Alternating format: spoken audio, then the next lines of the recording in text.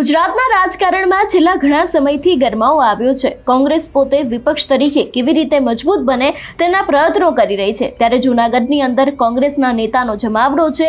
એ જ સમયે અમિત ચાવડા દ્વારા કોંગ્રેસ છોડીને ભાજપમાં ગયેલા અર્જુન મોઢવાડિયાને લઈને એક મોટી વાત કહેવામાં આવી છે। વિગતે ચર્ચા કરીએ, કારણ કે આ નિવેદનને કારણે અત્યારે હાલ રાજકારણમાં મોટો ખળભળાટ પણ જોવા મળ્યો છે। નમસ્કાર, હું હંસિની અને તમે જોઈ રહ્યા છો નિર્ભય ન્યૂઝ। ગુજરાતમાં ચૂંટણી આવતાની સાથે જ પક્ષપલટાનો મોસમ જામે છે ને ઘણા બધા એવા નેતાઓ હોય છે કે જે લોકો પોતાની પાર્ટી છોડીને બીજી પાર્ટીમાં જતા હોય છે। ત્યારે કોંગ્રેસના ઘણા બધા એવા નેતાઓ છે કે જે લોકો ભાજપમાં ગયા છે ને અત્યારે હાલ સારા હોદ્દા ઉપર પણ છે, પરંતુ ક્યાંક હવે આ જ વાતને લઈને અમિત ચાવડા દ્વારા પ્રહાર કરવામાં આવ્યા છે। અમિત ચાવડાએ નામ લીધા વિના અર્જુન મોઢવાડિયા પર નિશાન સાધ્યું છે। કેટલાક લોકોને પક્ષ ખૂબ મોટા પદો આપ્યા છે, વર્ષો સુધી પક્ષમાં મોટા હોદ્દા પર રહ્યા અને કોંગ્રેસ થકી ઓળખ બનીને પછી ભાજપમાં ગયા છે, એવું પણ ક્યાંક અમિત ચાવડાનું નિવેદન સામે આવ્યું છે। આજે તેમની કેવી હાલત છે તે સૌ કોઈ જાણે છે, તેવું પણ ક્યાંક અમિત ચાવડા દ્વારા કહેવામાં આવ્યું છે।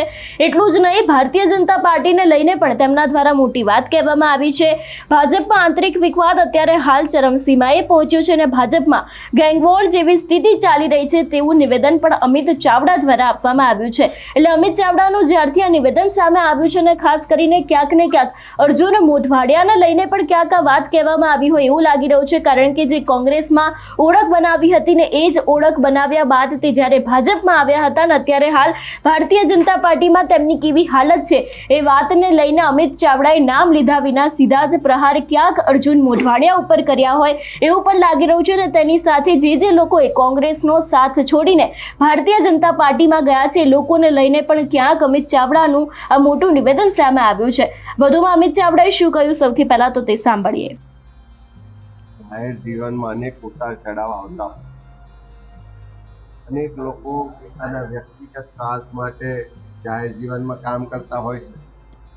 પોતાના વ્યક્તિગત મહત્વાકાંક્ષાઓને લઈ ક્યારેક લોભમાં, ક્યારેક લાલચમાં, દબાણમાં, કેટલીક બ્લેકમેલિંગના ભાગ સ્વરૂપે પણ પલટો કરતા હોય છે।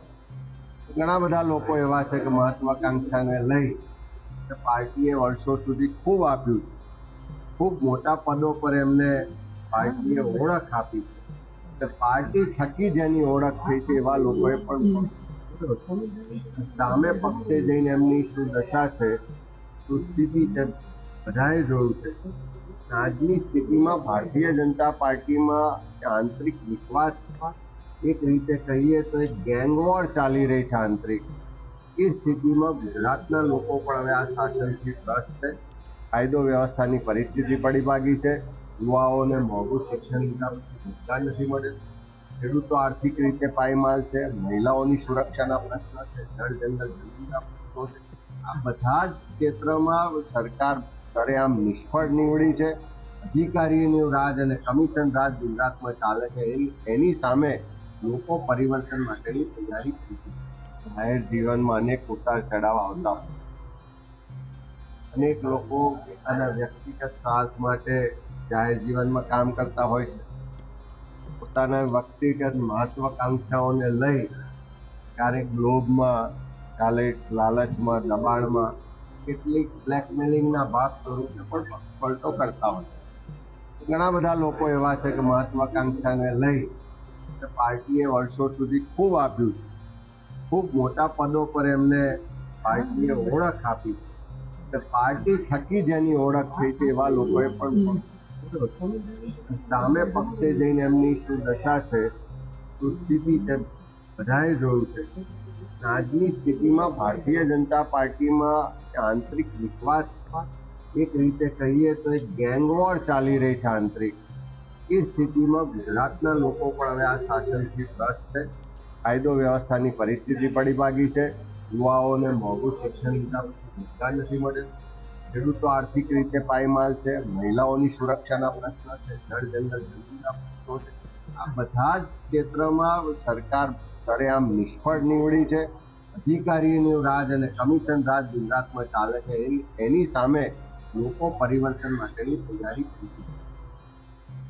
અમિત ચાવડાના નિવેદનને કારણે અત્યારે હાલ ક્યાંક ગુજરાતના રાજકારણમાં ગરમાવો જોવા મળ્યો છે. ખાસ કરીને જે લોકો કોંગ્રેસમાંથી ભારતીય જનતા પાર્ટીમાં આવ્યા છે, દરેક નેતાઓને લઈને જ્યારે આ વાત કરવામાં આવી છે ત્યારે અત્યારે હાલ એવું પણ ક્યાંક લાગી રહ્યું છે કે ભારતીય જનતા પાર્ટીમાં જે રહેલા નેતાઓ છે, જે લોકો મૂળ કોંગ્રેસી છે, એ લોકો પણ ક્યાંક આ વાતનો હવે પ્રહાર કોંગ્રેસ ઉપર કરી શકે છે અથવા તો પછી આ વાતની કોઈ પ્રતિક્રિયા આપી શકે છે એવી પણ શક્યતાઓ દેખાઈ રહી છે. જો કે હવે આગામી સમયમાં જોવાનું રહેશે કે શું નવાજૂની થાય છે. તમારું શું માનવું છે આ વિષયને લઈને અમને કમેન્ટ કરીને ચોક્કસથી જણાવજો. તેની સાથે અમારી ચેનલ નિર્ભય ન્યૂઝને લાઇક, શેર અને સબસ્ક્રાઇબ કરવાનું ભૂલશો નહીં. નમસ્કાર.